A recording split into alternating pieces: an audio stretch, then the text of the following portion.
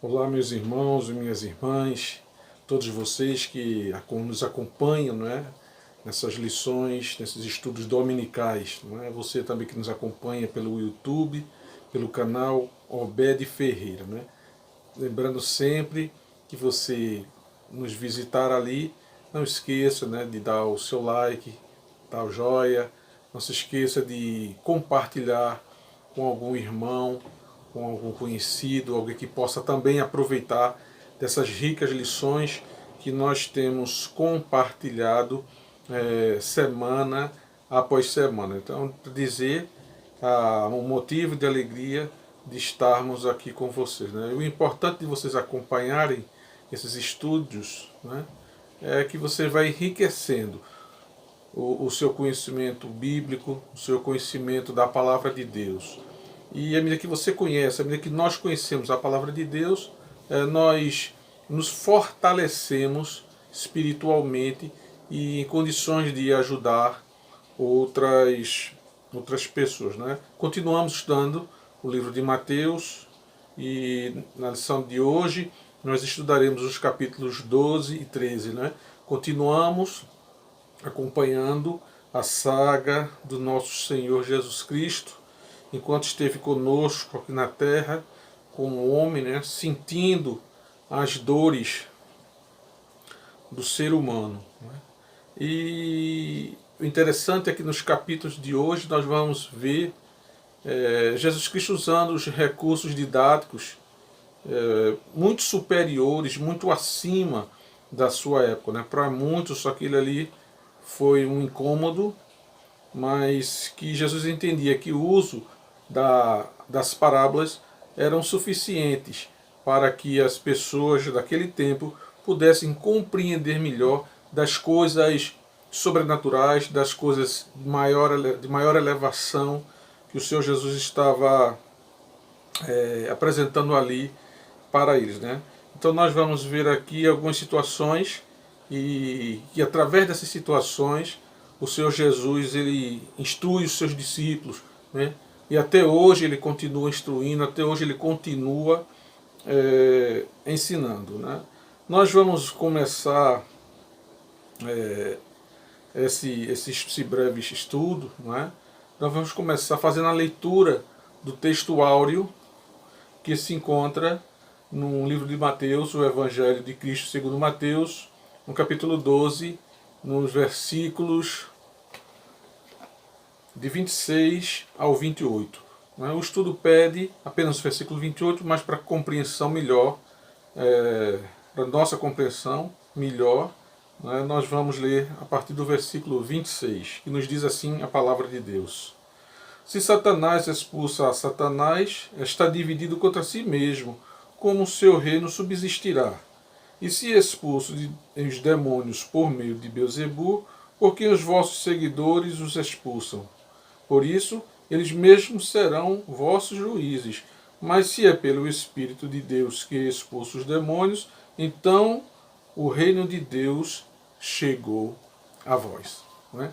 Aqui Jesus Cristo, um diálogo, né, com os seus antagonistas, os seus interlocutores, que estavam nesse momento sendo questionado por eles. Então Jesus Cristo vai conduzir aquela conversa, aquela situação, de tal maneira que, ao passo em que ele orienta, ele instrui os seus discípulos, ele rebate, ele rechaça todas as ações que vêm sobre ele da parte dos judeus. Né?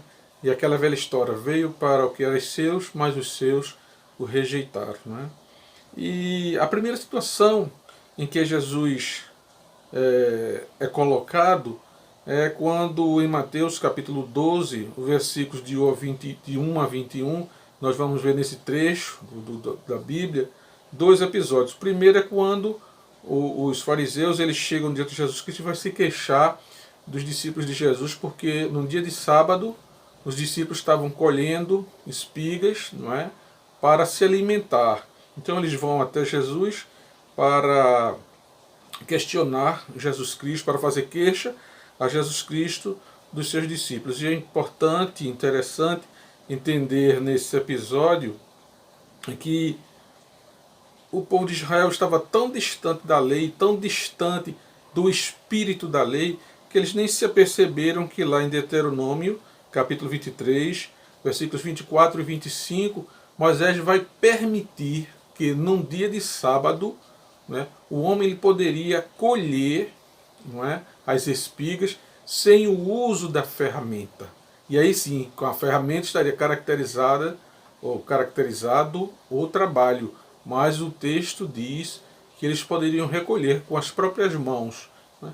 E interessante aqui é que esse ato, esse suposto trabalho, era para uma sobrevivência, era para uma questão justa, né? Uma questão de sobrevivência. Então aqueles homens eles estavam com fome, precisavam comer, e eles cometeram aquele ato e aquilo foi o suficiente para que os fariseus eles se dirigissem até Jesus, né? E Jesus, nessa situação, Jesus vai mostrar o que? Justamente o amor pelas pessoas, o amor pelo homem pecador. Porque maior do que a lei é o homem, né? E o próprio texto bíblico vai dizer que a lei foi feita para o homem, né? E não o homem para a lei. De sorte que Jesus vai explicar.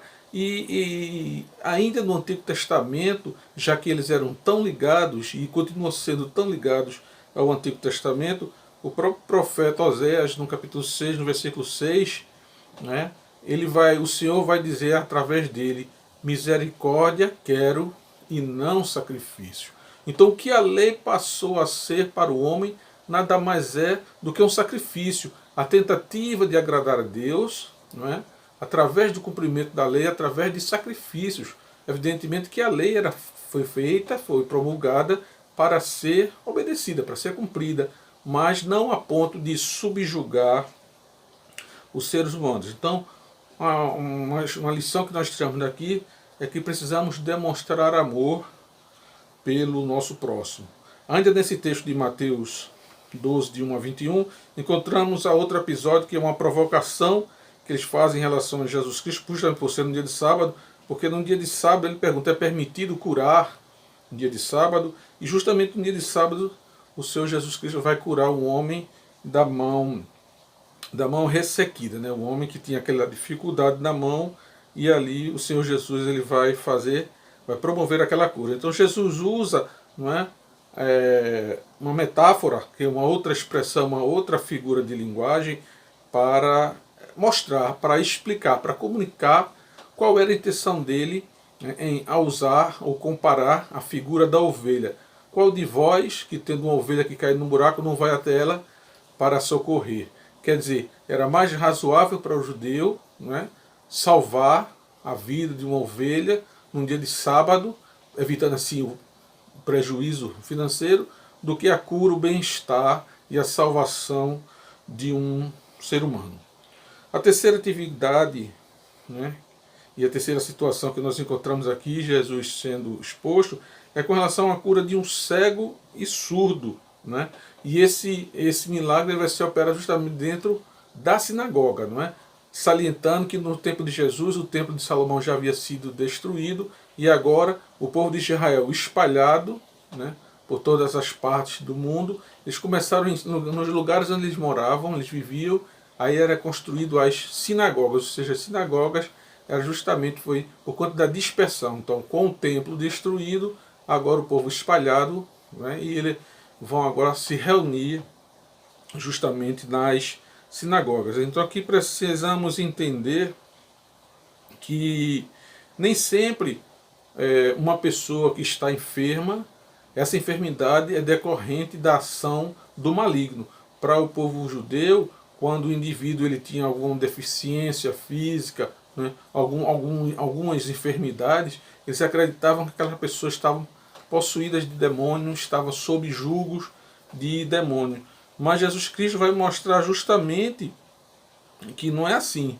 Porque como Jesus Cristo foi acusado de operar aquele milagre, né, por força e poder de Beelzebu, como é que o diabo bota a doença no homem e o próprio diabo vai e desfaz essa doença? Então era uma contradição ali, contradição dos judeus, né, no afã, na tentativa de prejudicar Jesus, eles ficaram cegos, né, para a realidade, para a interpretação da própria lei. Então, se fosse assim, o diabo, e nós sabemos que todo governo dividido não subsiste. Então, a instituição diabólica, nesse caso, seria destruída por si só. E ainda no versículo 32, a gente vê Jesus dizer que ele vai falar, né, aquele episódio em que ele diz: se você pecar contra Deus, e aí é uma citação, se você pecar contra Deus, há perdão, se você pecar contra o Filho, há perdão, mas todo aquele que pecar contra o Espírito Santo de Deus, e para esse não tem perdão. Né? Aqui no episódio que Jesus Cristo estava fazendo a obra da parte de Deus por meio do Espírito Santo dele, né? Pelo próprio Espírito Santo de Deus. Então, se Jesus estava fazendo pelo Espírito, né?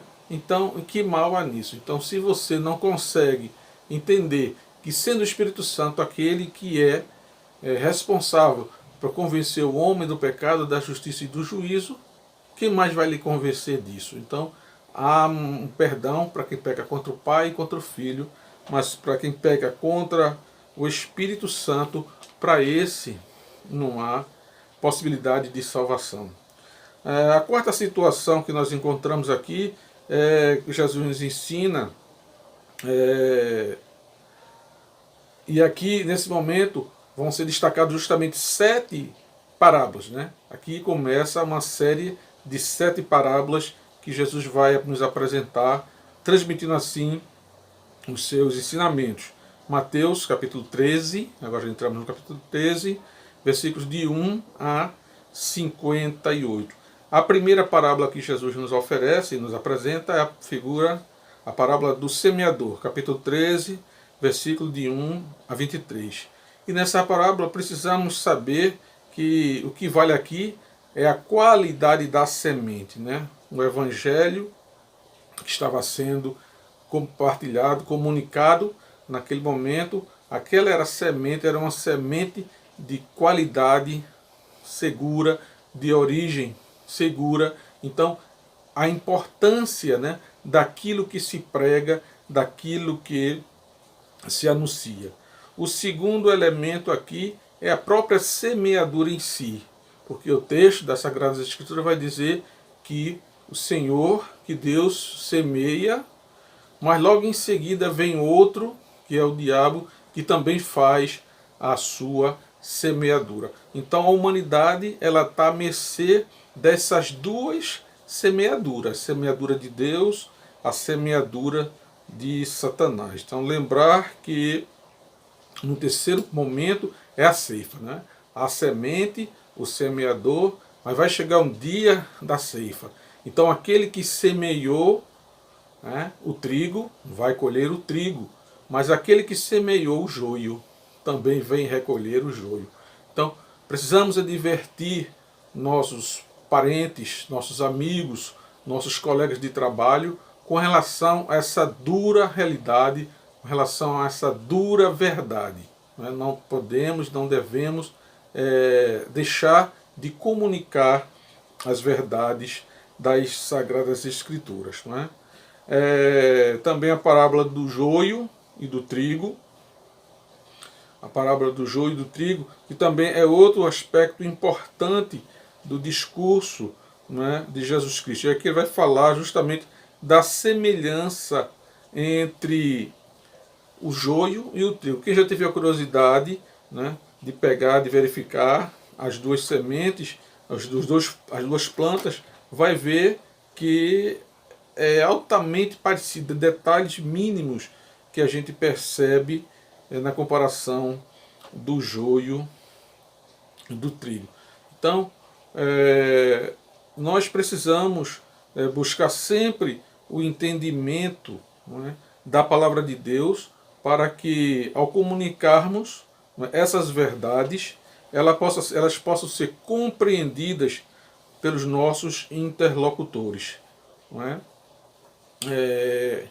Outra parábola que a gente gostaria de compartilhar com vocês, que está nesse texto, é justamente a parábola do grão de mostarda. Por menor que seja, e nós sabemos que essa mostarda, a sua semente, né, é mínima, é minúscula, mas também a sua árvore ela é muito grande. E se, como diz no texto bíblico, não é? Se a nossa fé fosse do tamanho de um grão de mostarda, nós faríamos coisas grandes, inclusive transportar, né, um monte de um lugar para o outro. Isso é para dizer que, mesmo que a nossa fé ela seja pequena, mesmo que a nossa fé ela seja pequenininha, ainda assim ela é suficientemente necessária para que outras pessoas sejam abençoadas, sejam saradas, sejam curadas, sejam alcançadas por ela. Né?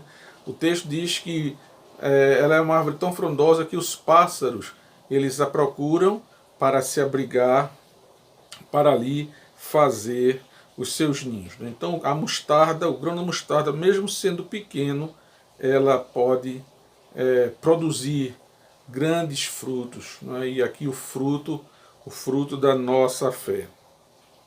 A outra parábola é a parábola do fermento.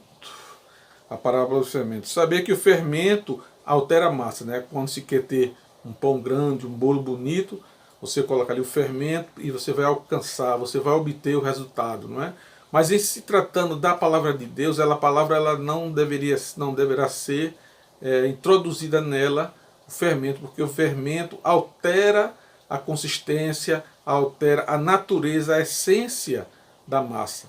Né? Então, essa colocação que o Senhor Jesus aqui ele vai fazer é justamente nos alertar com relação à entrada de falsas doutrinas, heresias dentro da igreja. Né? Nós vamos ver, né, nos estudos posteriores o ministério do apóstolo Paulo ele lutando lá na carta aos Efésios, nas cartas aos Gálatas, aos Coríntios, né? A luta de Paulo contra as falsas doutrinas que eram introduzidas ali na igreja de Cristo, na igreja crescente, ali na região da Turquia, da Ásia Menor. Então, o fermento ele precisa ser cuidado porque indica a presença de falsas doutrinas, de falso ensinamento. A quinta situação, a quinta parábola fala do tesouro escondido, né? E aqui o tesouro simboliza o reino de Deus.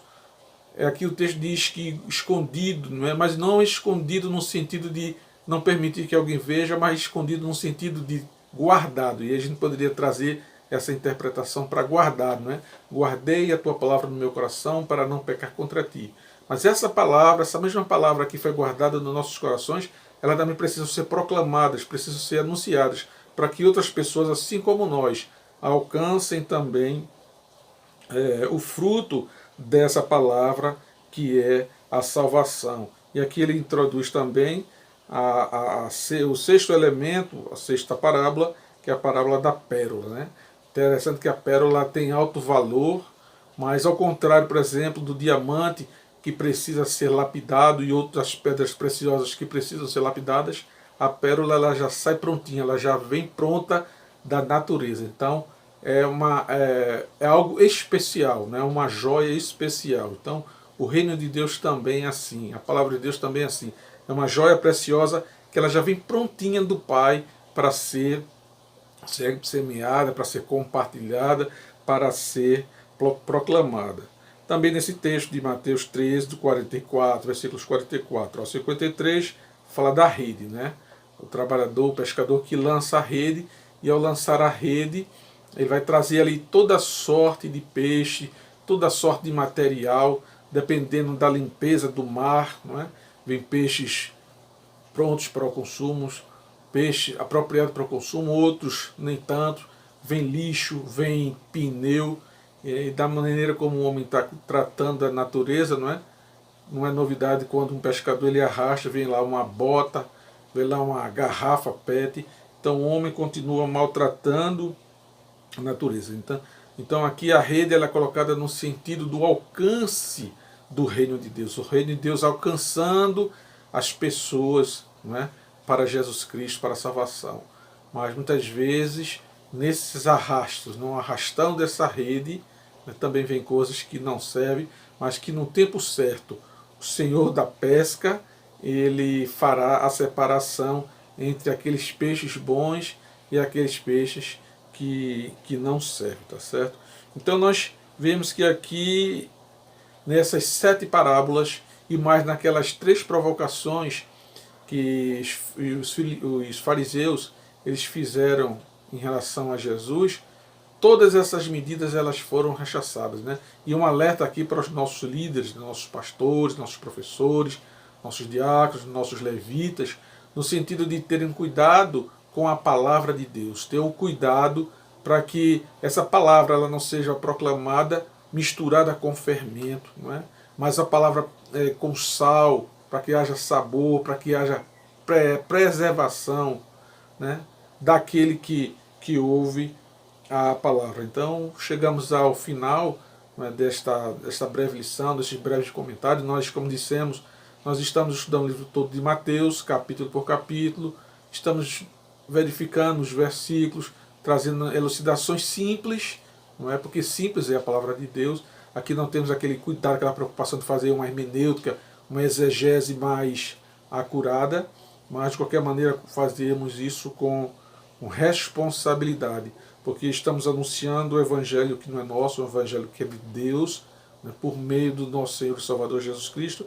Então precisamos estar atentos. Então Jesus Cristo é o nosso mestre maior, o nosso mestre por excelência, e estaremos repetindo essa expressão ao longo de todo o livro de Mateus, porque nele nós estamos estudando e aperfeiçoando, aprimorando o nosso discipulado cristão. Como eu disse, não é porque nós temos 10, 20, 30, 40, 50 anos de convertidos que deixamos de ser discípulos. Continuamos discípulos para a honra e para a glória do nosso Deus, não é? Então, na manhã desse dia, nós ficamos felizes de mais uma vez estarmos compartilhando com vocês essas breves reflexões sobre o texto do Evangelho de Mateus, não é? Que o Senhor fique conosco. Oremos. Amantíssimo Deus e soberano Pai, graças te damos, Senhor, por mais esse estudo que o Senhor nos permitiu, ó Pai.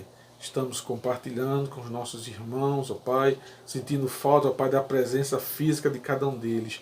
Também, ó Pai, com os nossos ouvintes, aqueles que acompanham o nosso canal, os daqui de perto, os de longe, que o Senhor possa estar visitando cada um deles, ó Pai.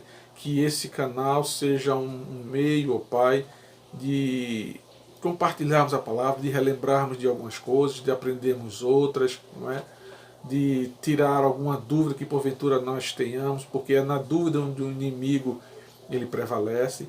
Portanto, ó Pai, nós te pedimos as tuas misericórdias, estejam sobre nós, sobre os nossos ouvintes, nossos irmãos, os nossos amigos, ó Pai, e aquele que nos ouve, ó Pai, aquele que acompanha o nosso estudo, que ainda não fez uma decisão diante de Ti, Senhor, possa estar conosco nessa jornada, nessa caminhada, rumo à glória celestial que está na Tua presença.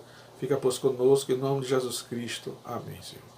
Pronto, chegamos ao final de mais um estudo. Lembrando a vocês e pedindo para que você que nos acompanha pelo YouTube, lá embaixo, lá no fizinho, né, dê o seu like, confirme, não é? Compartilhe com outros, não é? E inscreva-se no canal. Então, se você não se inscreveu no canal, inscreva no nosso canal para que vocês possam realmente acompanhar os nossos estudos. Fiquem todos na paz. Até o próximo domingo, se assim o Senhor quiser.